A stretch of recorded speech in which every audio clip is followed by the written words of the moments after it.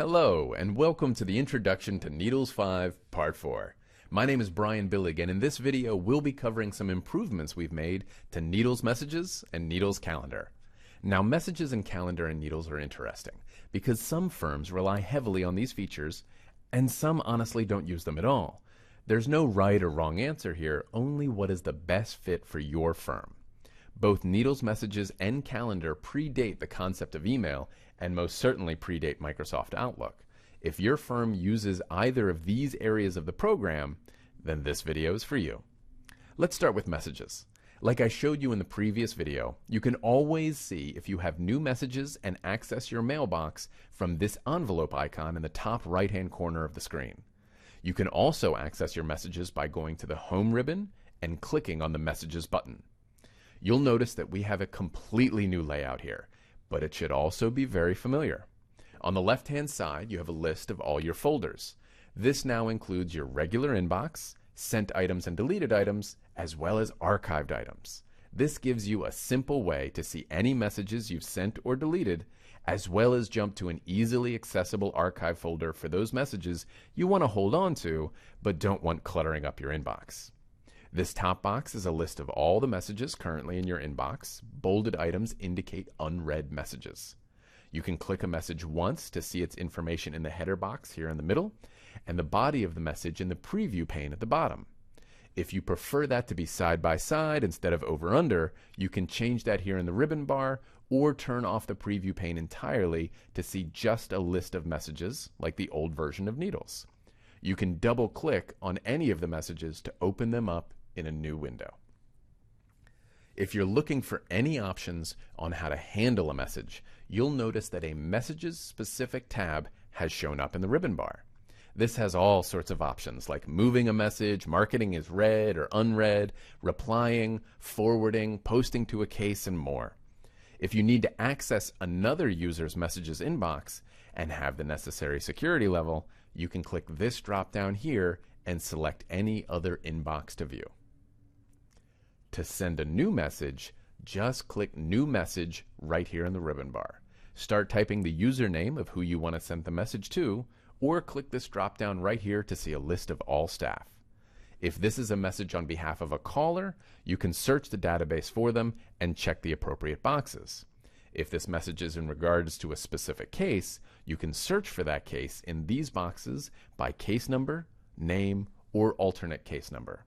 Type your message, and then you can just send it, or send it and post a copy to the case with these buttons. It's that easy.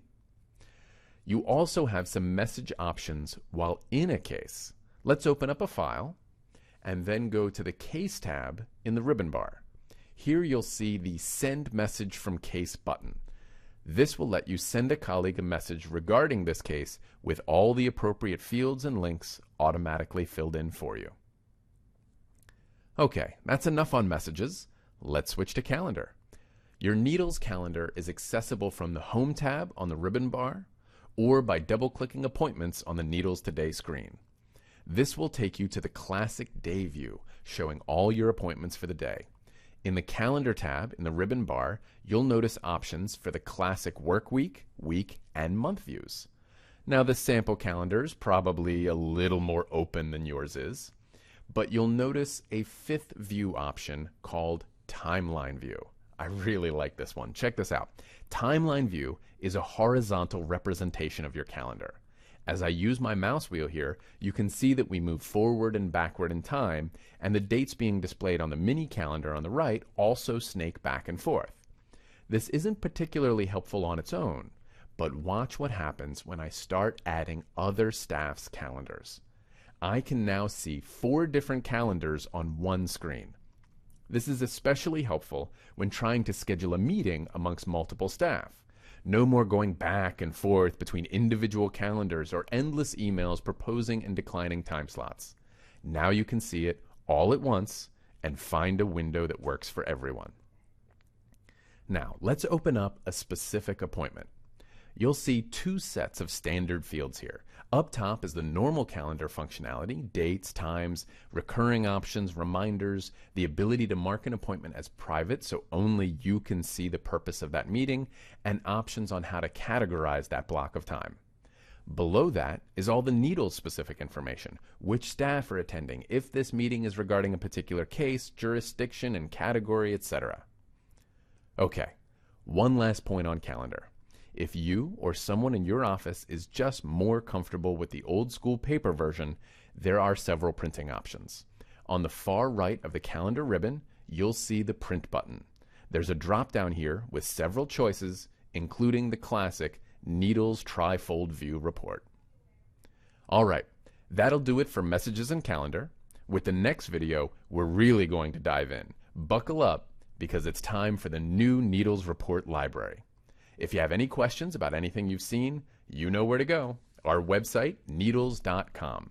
We're adding more and more Needles 5 resources every day, so check back often.